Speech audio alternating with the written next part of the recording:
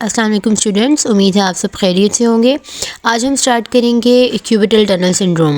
अच्छा, cubital tunnel को discuss करने से पहले हम बात करेंगे अल्नर नर्व की। एज वी नो कि जो अल्नर नर्व होती है that is the main nerve that passes through the cubital tunnel. अब क्यूबिटल टनल कहाँ होती है उसके लिए मैं आपको बताऊंगी कि हमारे पास जो है ना cubital tunnel medial side of the elbow में प्रेजेंट होती है। Medial side of the elbow का मतलब ये है कि जब हम एल्बो को फ्लेक्स करें तो मीडियली अगर हम एल्बो को देखें तो medial epicondyle of the humerus के पीछे बिल्कुल उसके बिहाइंड क्यूबिटल टनल प्रेजेंट होती है जहाँ से अल्नर नर्व पास करती है। अब जैसा कि यहाँ पे मेंशन है कि जो अल्नर नर्व होती है that is the end point of the medial cord of the brachial plexus. अब medial cord of the brachial plexus का मतलब ये है एज वी नो कि जो ब्रेकियल प्लेक्सस है जो हमारे बिल्कुल शोल्डर रीजन में प्रेजेंट होता है नर्व का प्लेक्सस जो कि सप्लाई करता है अपर लिम्ब को, उसमें जो कॉर्ड्स होते हैं वो 3 होते हैं, लेटरल, पोस्टीरियर एंड मीडियल। अब हम बात करें अगर ब्रेकियल प्लेक्सस का मीडियल जो कॉर्ड होता है तो मीडियल कॉर्ड की जो हमारे पास बिल्कुल एंड पे जो नर्व प्रेजेंट होती है that is the ulnar nerve. और अगर हम पीछे से इसका रूट लेवल देखें तो that is C8 to T1। It means कि हमारे पास C8 से T1 तक यानी 8 सर्वाइकल से फर्स्ट थोरेसिक के लेवल पर जो नर्व निकलती है वो है हमारे पास अल्नर नर्व, और वो इवेंचुअली आगे जाकर medial cord of the brachial plexus से जो है ना मीट कर रही होती है। और इसी तरह से हमारे पास जो क्यूबिटल टनल सिंड्रोम होता है उसमें जो मेनली नर्व जो हमारे पास अफेक्ट होती है, जो कंप्रेस होती है that is the ulnar nerve. तो इसलिए हम अल्नर नर्व की डिवीजन को फर्स्ट जो है हमने देखा है। अब हम आगे बताते हैं कि जो क्यूबिटल टनल सिंड्रोम होता है वो सेकंड मोस्ट कॉमन न्यूरोपैथी है in the upper extremity. Second common neuropathy का मतलब ये है कि ये सेकंड नंबर पे है, तो मीन्स के जो फर्स्ट नंबर पे होगी वो हमेशा हमारे पास होगी कार्पल टनल सिंड्रोम। ठीक है, तो ये बात आपको पता होनी चाहिए कि जो कार्पल टनल सिंड्रोम है that is the first most common neuropathy of the upper limb and the cubital tunnel syndrome is the second leading neuropathy of the upper limb. ठीक है, and the commonest entrapment neuropathy at the elbow. ठीक है, second common है upper limb में, जबकि elbow के level पर जो कॉमनेस्ट हमारे पास न्यूरोपैथी होती है ना that is the ulnar nerve की न्यूरोपैथी। अब आगे वो बता रहे हैं कि हमारे पास जो क्यूबिटल टनल होती है उसका एक फ्लोर और रूफ होता है जो कवर होता है 2 लिगामेंट से।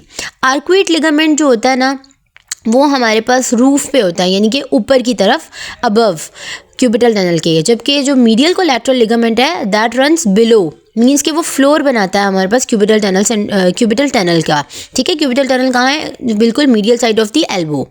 फिर आगे हमारे पास ये फिगर में जो है ना बड़ा करेक्टली उन्होंने दिखाया हुआ है कि जो अल्नर नर्व है येलो में ये एक लाइन है जो कि पास कर रही है between the medial and lateral epicondyle of the humerus, और बिल्कुल मीडियल एपिकोंडाइल के पीछे जो है ना आपको क्यूबिटल टनल विजिबल जो है ना वो है, बहुत ज़्यादा आपको फील हो रही है। उसके बाद आगे नेक्स्ट फिगर में भी आप देख सकते हैं कि हमारे पास बिल्कुल मीडियली अगर हम एल्बो को फ्लेक्स कर रहे हैं तो मीडियल साइड पे आप देख सकते हैं कि ये येलो कलर की जो लाइन है that is the ulnar nerve जो कि हमारे पास क्यूबिटल टनल के लेवल पर गुजर रही है एल्बो से, और आगे फिर वो जो है वो हमारे पास थोड़ा पाल्मर साइड वेंट्रल साइड पर आ रही है और मसल्स के अंदर जा रही है। ठीक है, फ्लेक्सर प्रोनेटर मसल्स हैं और फ्लेक्सर कार्पाई अल्नारस मसल है। ठीक है, इन 2 मसल्स को आप देख सकते हैं कि इनके बीच से फिर ना वो इम्पेंज होके जा रही है, तो ये सारा उसका एरिया होता है। अगर हम बात करें अल्नर नर्व की डिवीज़न की तो जो अल्नर नर्व होती है उसका अगर हम मोटर डिवीज़न देखें ना, अगर उसका मोटर सप्लाई तो वो ये होता है कि वो हमारे पास फ्लेक्सर कार्पाई अल्नारस को सप्लाई करती है। तो मतलब यहाँ से तो एक बड़ा ना एक ये मार्कर है जो हमें बता सकता है कि अगर पर्सन जो है ना ग्रिप करने में उसको डिफ़िकल्टी हो रही है ना तो हमें अल्नर नर्व की टेस्टिंग लाजमी करनी चाहिए। ठीक है, तो ULT जब हमारे पास अपर लिम्ब की हमने टेंशन टेस्ट करने होते हैं ना तो तब हम अल्नर नर्व की टेस्टिंग से देख सकते हैं कि अगर पर्सन जो है चीज़ों को ग्रिप नहीं कर पा रहा तो फिर भी जो है ना अल्नर नर्व इन्वॉल्व हो सकती है। इसके साथ ही अगर हम बात करें ना हमारे थंब के एडक्टर मसल्स की तो ये थंब के एडक्टर्स और फिंगर के जो है फ्लेक्सर्स को सप्लाई करती है। That's why it is important in making a feast. जब हम फीस्ट बनाते हैं कोई चीज़ को ग्रिप करने के लिए हम फिंगर को फ्लेक्स करते हैं ना तो उसमें हमारे पास अल्नर नर्व का सप्लाई होता है जो कि हमारी फिंगर के फ्लेक्सर्स को होता है और उसके साथ साथ थंब के एडक्टर्स को होता है। ठीक, इसके साथ ही अगर हम सेंसरी सप्लाई की बात करें कि हमारे पास जो अल्नर नर्व का सेंसरी सप्लाई है तो that is the half of the ring finger and the little finger, यानी कि हाफ रिंग फिंगर और लिटिल फिंगर में जो है ना इसकी सेंसेशंस जो है ना जाती हैं, जिसकी वजह से अगर हमारे पास इंट्रैपमेंट हो तो इंट्रैपमेंट के केस में पिंस, नीडल्स, पैरेसीजिया, टेंगलिंग की सेंसेशन हो सकती है, सुन हो सकता है हमारे पास लिटिल और रिंग फिंगर का जो रीजन है। अच्छा, इसके साथ ही मैं आपको एक एडिशनल इन्फॉर्मेशन देती जाऊँ कि हमारे पास जब भी नर्व की इंट्रैपमेंट होती है ना, तो उसके केस में जो सबसे पहला सिम्टम पेशेंट को आता है वो होती है सेंसेशंस के सिम्टम्स, यानी कि सेंसरी सिम्टम्स, जिसमें हमारे पास पिन्स, नीडल्स, पैरेसीजिया वगैरह आ जाता है, नमनेस आ जाती है, टिंगलिंग आ जाती है। देन लेटर ऑन जाके जो है ना वो मसल्स पे और मोटर अफेक्ट्स आते हैं, जैसे कि मसल एट्रोफी हो सकती है, पेशेंट के मसल्स में वीकनेस आ सकती है। तो फर्स्ट जो है पेशेंट जो है वो प्रेजेंट करेगा with the sensory symptoms, then later on जो है उसमें मोटर सिम्टम्स आएंगे। अब अगर हम क्यूबिटल टनल सिंड्रोम में इंजरी बायोमैकेनिक्स की बात करें तो during the elbow flexion the point of attachment for the structures of the cubital tunnel are pulled further apart resulting in tightening of both the floor and roof of the tunnel. As we know, हमने अभी पढ़ा था कि जो हमारे पास cubital tunnel होती है उसकी फ्लोर और उसका रूफ होता है। जो उसका रूफ होता है वो कौन बनाता है? आर्कुएट लिगामेंट, जबकि उसका फ्लोर बनाता है मीडियल कोलैटरल लिगामेंट। ठीक है, तो ये दो लिगामेंट्स मिलके हमारी क्यूबिटल टनल की फ्लोर और रूफ को बनाते हैं। अब जब क्या होता है कि बहुत ज़्यादा एल्बो की फ्लेक्शन होती है ना एकदम से सडनली, तो क्या होता है कि हमारे पास जो रूफ और फ्लोर में जो लिगामेंट्स प्रेजेंट है ना वो बहुत ज़्यादा टाइटन अप हो जाते हैं, बहुत पुल्ड अपार्ट हो जाते हैं, जिसकी वजह से टेंशन जनरेट होती है नर्व में जब टेंशन जनरेट होती है ऑफ कोर्स वहाँ पे उसको स्पेस कम मिलती है ना, तो जिसकी वजह से नर्व कंप्रेस हो जाती है और जिसके रिजल्ट में क्या होता है कि अनसरप्राइजिंगली क्या होता है, that is the syndrome is prevalent in throwing athletes. तो कह रहे हैं कि ये हमारे लिए कोई बहुत सरप्राइजिंग बात नहीं है, ये होता है कि जितनी भी थ्रोइंग गेम्स होंगी ना, मतलब जैसे कि हमारे पास बेसबॉल का प्लेयर है, कोई क्रिकेटर है जो कि बॉल जो है थ्रो कर रहा है, तो थ्रोइंग गेम्स में रेपिटेटिवली उसको एल्बो को फ्लेक्स करना पड़ता है और जितनी बार एल्बो फ्लेक्स होगी उतनी दफ़ा कंप्रेशन जनरेट हो सकती है हमारी क्यूबिटल टनल में। तो दैट्स वाई हमारे पास जितनी भी रेपिटेटिव एल्बो फ्लेक्शन की एक्टिविटीज़ है ना, उन सब में जो है क्यूबिटल टनल सिंड्रोम होने के चांसेस ज़्यादा होते हैं।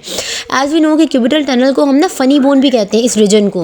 इट्स बिकॉज हमें पता है जब यहाँ पे हल्का सा भी कोई बम्प या कोई लग जाए ना, मतलब कोई चीज़ हमारे साथ हिट करे क्यूबिटल टनल के लेवल पे, तो हमें एक इलेक्ट्रिक शॉक सेंसेशन आती है। इसलिए हमें पता है कि क्यूबिटल टनल को जो है ना फनी बोन भी कहते हैं। ठीक है, और थ्रोइंग गेम्स में जो है ना ज़्यादातर रेपिटेटिवली एल्बो फ्लेक्शन की वजह से क्यूबिटल टनल सिंड्रोम होने के चांसेस होते हैं। यहाँ पिक्चर्स में आप देख सकते हैं, ये थ्रो कर रहा है बॉल को, बेसबॉल को थ्रो कर रहा है, जिसके रिजल्ट में जो है ना रेपिटेटिवली एल्बो फ्लेक्स हो रही है। इसके साथ ही अगर हम सिम्टम्स की बात करें तो cubital tunnel syndrome as I already tell you हमेशा जो है ना सिम्टम्स प्रोसीड होंगे बाय दी डिक्रीज या डिमिनिश सेंसेशन से। ठीक है, अल्नर एस्पेक्ट पे जो भी हमारी सेंसेशन यानी कि लिटिल फिंगर और रिंग फिंगर में, fourth finger and fifth finger में जो भी सेंसेशन होंगी वो लॉस हो जाएंगी। एल्बो में पेन होगी जो कि रेडिएट करेगी to the medial side of the hand पे, सेंसरी सिम्टम्स आएंगे, वीकनेस आ सकती है फिंगर एबडक्टर्स में। ठीक है, फिंगर एबडक्ट नहीं हो पाएगी, थंब की एडक्शन नहीं होगी। एज वी नो कि हमारे पास एबडक्टर्स और एडक्टर्स मसल्स को भी ये सप्लाई करती है। पावरफुल ग्रिप नहीं मेंटेन होगी, इट्स बिकॉज ग्रिप के लिए हमारी फिंगर्स को फ्लेक्स होना पड़ेगा और जब फ्लेक्सर्स ही वीक होंगे तो फिर फिंगर्स फ्लेक्स कैसे होंगी। और इसके साथ साथ मैं आपको एडिशनल इन्फॉर्मेशन देती जाऊँ कि हमारे पास जो स्मोकर्स होते हैं ना उनमें क्यूबिटल टनल सिंड्रोम बहुत ज़्यादा कॉमन होता है। इसका रीज़न एक ये भी दिया गया है कि क्यूबिटल टनल सिंड्रोम हमें पता है कि रेपिटेटिवली एल्बो फ्लेक्स करने से होता है और स्मोकिंग करते हुए पर्सन जो होता है उसको अपनी एल्बो को फ्लेक्स करना पड़ता है, तो दैट्स वाई एक ये रीज़न भी दी गई है। और इसके साथ साथ न्यूट्रिशनली भी अगर हम देखें तो इसकी एक अलग से पैथोफिजियोलॉजी भी होती है कि स्मोकिंग के जो स्मोकर्स होते हैं उनमें जो है क्यूबिटल टनल होने के चांसेस ज़्यादा होते हैं। उसके अलावा अगर मूवमेंट की बात की जाए ना तो थ्रोइंग के साथ साथ जो हमारे पास रोटेशनल एक्टिविटीज़ होती हैं, जैसे कि डोर नोब को खोलना या किसी भी हैंडल को रोटेट करके खोलना, तो ये चीज़ें जो होती हैं ना इनमें भी बड़ा क्यूबिटल टनल होने के जो है ना पर्सन मोर प्रोन टू होते हैं दिस डिजीज़ के उनमें रोटेशनल एक्टिविटीज़ हैं। डायग्नोसिस की बात की जाए तो हमारे पास क्यूबिटल टनल में जो है ना एक पॉजिटिव टेनल टेस्ट जो है ना उसका आना बड़ा एक ज़रूरी वो होता है कि अगर टेनल टेस्ट पर्सन का पॉजिटिव आ गया तो इट मीन्स उसको क्यूबिटल टनल सिंड्रोम है। और वो बहुत इजी टेस्ट है, आराम से परफॉर्म हो सकता है। सिर्फ आपको रिफ्लेक्स हैमर चाहिए, आप लोग एल्बो को स्लाइटली फ्लेक्स करो और medial side of the elbow पे जो है ना टैप करो रिफ्लेक्स हैमर से। ठीक है, तो जब आप स्ट्रोक करोगे तो क्या होगा कि उसके रिजल्ट में पेशेंट को एक शॉक लाइक सेंसेशंस आएंगी जो कि medial side of the hand तक जो है ना रेडिएट करेंगी। ट्रीटमेंट बहुत बेसिक है इसका। ठीक है, क्यूबिटल टनल सिंड्रोम में हमने एग्रीवेटिंग जो एक्टिविटी है ना उसको अवॉइड करना है। Of course repetitively throwing activity से हमें पेन आ रहा है तो हम उसको अवॉइड करेंगे, फ्लेक्शन को अवॉइड करेंगे, बार बार एनसेट्स यूज़ कर सकते हैं, पेन मॉड्यूलेटर के तौर पर ऑल्टर कर सकते हैं हमारी थ्रोइंग टेक्निक्स को, मैनुअल थेरेपी, नर्व ग्लाइड्स हो सकती हैं। As we know ulnar nerve की ग्लाइडिंग हम करवा सकते हैं पेशेंट को बार बार। नर्व ग्लाइड्स के साथ साथ स्ट्रेंथनिंग और स्ट्रेचिंग एक्सरसाइजेज हो सकती हैं, स्प्रिंट्स यूज़ कर सकते हैं। एज वी नो कि फ्लेक्शन की वजह से हमारे सिम्टम्स प्रोवोकेट हो रहे हैं तो हम फ्लेक्शन को मिनिमाइज मिनिमाइज़ करने के लिए स्प्लिंट्स यूज़ कर सकते हैं। नाइट स्प्लिंट्स बड़े इंपॉर्टेंट रोल प्ले करते हैं। एज वी नो कि रात को सोते वक्त जो है ना हम एल्बो को फ्लेक्स करते हैं, ठीक है। तो जिन पेशेंट्स में ये सिम्टम्स आते हैं ना उनको ऐसा स्प्लिंट दिया जाता है जो कि उनकी एल्बो को फ्लेक्स ना होने दे, ठीक है। और इसके साथ ही जो है हमारे पास couple of different physical therapy exercises होती हैं जो हम जो है थेराबैंड्स के साथ रेजिस्टेंस में ROMs का परफॉर्म कर सकते हैं, आइसोमेट्रिक्स परफॉर्म कर सकते हैं। उसके अलावा हम वेट्स जो है ना उठाकर एक्सरसाइजेज कर सकते हैं। तो स्टूडेंट्स इसी के साथ हम हमारा ये लेक्चर एंड करते हैं। आई होप सो कि आप लोगों को बहुत बेसिक कॉन्सेप्ट मिल गया होगा और आप लोगों को इतना आइडिया हो गया होगा कि क्यूबिटल टनल आखिर है क्या और क्या वजह है जिसकी वजह से यहाँ पर पास होने वाली नर्व जो है वो अफेक्ट होती है और जिसकी वजह से हमारी डेली एक्टिविटीज़ अफेक्ट होती हैं और हमारी जो है ना क्वालिटी ऑफ लाइफ भी जो है थोड़ी बहुत कॉम्प्रोमाइज़ होती है। इट्स बिकॉज बहुत छोटी छोटी चीज़ें जो है ना हमारी ज़िंदगी में बहुत बड़े बड़े काम रोल प्ले कर रही होती हैं। लाइक एक डोर नोब खोलना ही हमारे लिए जो है ना एक बहुत इंपॉर्टेंट एक्टिविटी हमें तब मालूम होती है जब हमें पता चलता है कि हमसे ये दरवाज़ा खुल नहीं रहा। तो दैट्स व्हाई हमारी छोटी छोटी चीज़ों को इग्नोर हमें बिल्कुल नहीं करना चाहिए। अपनी सेहत का ख्याल रखिए, अपने पोस्चर का ख्याल रखिए।